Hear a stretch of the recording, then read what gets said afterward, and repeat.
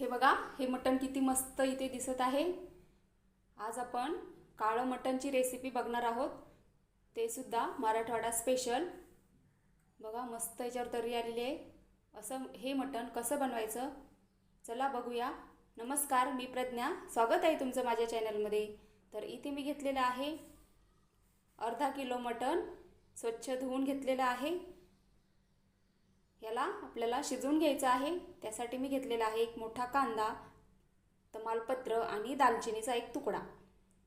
कुकरमध्ये तेल गरम करायला ठेवलं। तेल गरम झाल्यावर मस्त याच्यामध्ये खडे मसाले टाकायचे आणि कांदा घालून कांदा छान सोनेरी रंग होईपर्यंत तळून घ्यायचा आहे। खूप मस्त हे मटण तयार होतं। काळा मटणाचा रस्सा आज आपण बनवणार आहोत। खूप टेस्टी आणि झणझणीत असं हे मटण लागतं। कांदा इथे छान सोनेरी झालेला आहे। आता याच्यामध्ये मटण घालून याला मस्त परतवून घ्यायचं आहे। याला जे पाणी सुटतं ते पूर्ण पाणी आपल्याला आटवून घ्यायचं आहे। मटण चांगलं परतल्यावर त्याच्यामध्ये हळद आणि मीठ घालून ते सुद्धा छान मिक्स करून घ्यायचं आहे आणि याच्यामध्ये गरम पाणी घालून हे मटण आपल्याला शिजवून घ्यायचं आहे। 4 ते 5 शिट्ट्यांमध्ये हे मटण मस्त शिजलं जातं। आपल्या महाराष्ट्रामध्ये वेगवेगळ्या ठिकाणी वेगवेगळ्या पद्धतीने मटणची रेसिपी ही केली जाते। त्या सगळ्या रेसिपीज आपण बघणारच आहोत। त्यातलीच ही आहे काळं मटण, तो सुद्धा आपण रस्सा बनवणार आहोत। आता हे छान फ्राय झालेलं आहे। याच्यामध्ये गरम पाणी घालून याला आपल्याला शिजवून घ्यायचं आहे। यासाठी लागणारं आपण एक वाटण बनवणार आहोत। त्यासाठी मी इथे घेतलेले आहे 2 कांदे, ते सोलून घेतले आणि त्याला असे मध्ये चिरा पाडून घेतलेले आहे आणि घेतलेला आहे खोबऱ्याचा मोठा तुकडा। हे आपल्याला गॅसवर मस्त काळपट होईपर्यंत भाजायचं आहे। ह्याचाच काळा रंग आपल्या मटणच्या रश्श्याला येणार आहे, म्हणून हे व्यवस्थित भाजून घ्यायचं आहे। असं छान झालं पाहिजे। आता हे आपण कापून घेऊ।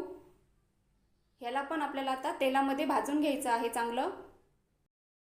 ह्याच्यासोबतच आपल्याला लागणार आहे इथे 8 ते 9 लाल मिरच्या वाळलेल्या, दगडफूल, धने, चक्रीफूल, जायपत्री, खसखस आणि मसाला वेलची, ती मी त्याच्यातल्या बिया काढून घेतलेल्या आहे।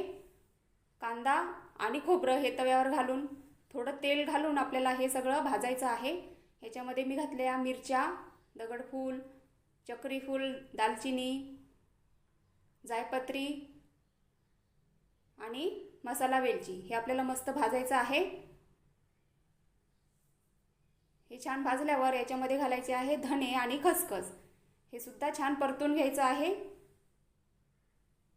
मसाला चांगला भाजायचा म्हणजे रश्श्याला छान चव येते। फक्त जाळायचं नाही, व्यवस्थित भाजून घ्यायचं आहे। हे भाजल्यावर एका ताटामध्ये काढून थंड होऊ द्यायचं।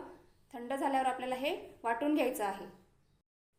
मिक्सरच्या भांड्यामध्ये मी काढून घेतलं, त्याच्यामध्येच आलं, लसूण आणि कोथिंबीर घालून घेतली। याचं छान आता वाटण बनवायचं आहे। मस्त बारीक वाटून घ्यायचं। मटण पण 4 ते 5 शिट्ट्यांमध्ये चांगलं शिजलं। आता याला फोडणी देऊन घ्यायची। कढईमध्ये मी तेल गरम करायला ठेवलं। तेल थोडं जास्त घालायचं म्हणजे तर्री छान येते। आणि घातलेलं आहे याच्यामध्ये वाटण। हे वाटण आपल्याला मस्त तेलामध्ये परतून घ्यायचं आहे। तेल सुटेपर्यंत याला परतवायचं आहे। आपण याच्यामध्ये लाल तिखट किंवा गरम मसाला वगैरे असं काही वापरणार नाही, कारण आपण याच्यामध्ये लाल मिरच्या वाटल्या होत्या आणि गरम मसाले सुद्धा आपण याच्यामध्ये घेतलेले आहे। त्यामुळे वेगळे मसाले याच्यामध्ये घालण्याची गरज नाही। मसाला छान परतल्यावर याच्यामध्ये शिजवलेलं मटण याच्यामध्ये घालून घ्यायचं आहे आणि हे आपल्याला अजून 10 मिनिटं छान या मसाल्यांमध्ये शिजवून घ्यायचं आहे। आपल्याला हवा तसा रस्सा बनवायचा आहे, पातळ किंवा घट्ट, त्यानुसार याच्यामध्ये गरम पाणी घालायचं आणि चवीनुसार मीठ घालून 10 मिनिटापर्यंत हे आपल्याला शिजवून घ्यायचं आहे। 10 मिनिटानंतर बघा मटण मस्त इथे तयार झालेलं आहे। याला तर्री पण छान आलेली आहे, रंगही याला सुरेख आलेला आहे। खूप मस्त सुवास घरामध्ये याचा सुटलेला आहे। बघा किती छान दिसत आहे हे मटण।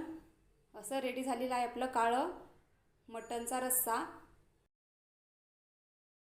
अगदी गावरान पद्धतीने आपण हे काळं मटण तयार केलेलं आहे. खूप मस्त असं हे तयार झालं होतं. तुम्हीसुद्धा ही रेसिपी ट्राय करा आणि मला कमेंटमध्ये सांगायला विसरू नका की कसं बनलं होतं. मस्त मी इथे ताट लावलेलं आहे. इथे आहे काळं मटण, मटणाची उकड, अळणी भात, चपाती.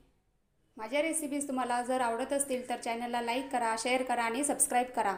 ही रेसिपी तुम्हाला कशी वाटली हे कमेंट करून नक्की सांगा. हा व्हिडिओ बघितल्याबद्दल तुमचे धन्यवाद. भेटूया नवीन रेसिपीसह.